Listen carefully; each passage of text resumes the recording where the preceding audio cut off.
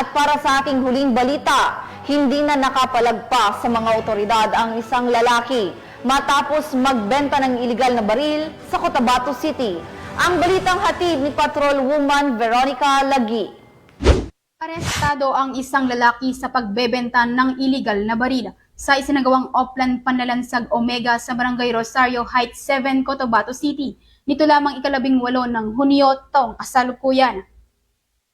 Kinilala ni Police Lieutenant Colonel Ariel T. Huesca, Regional Chief ng Criminal Investigation and Detection Group Regional Field Unit BAR ang suspect na si alias Teng, 45 anyos, security guard na residente ng Elementary 1 Barangay Sarmiento, Parang Maguindanao del Norte.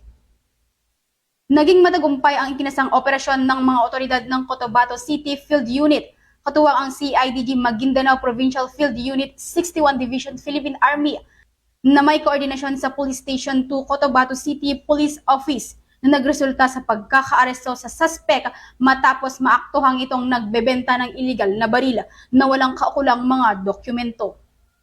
Nakumpiska mula sa suspect ang isang unit ng caliber 5.56 rifle, isang unit ng Suzuki Dzire, 119,000 peso bill na budel money, isang 1,000 peso bill at isang Nokia keypad cellphone.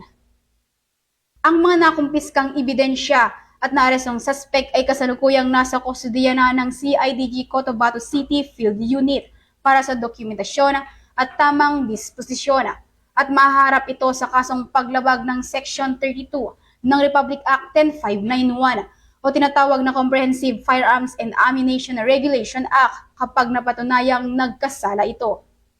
Ang matagumpay na operasyon na ito ay bunga ng mahusay at pinaigting na kampanya kontra kriminalidad upang matiyak ang kaayusan at kapayapaan tungo sa isang bagong Pilipinas.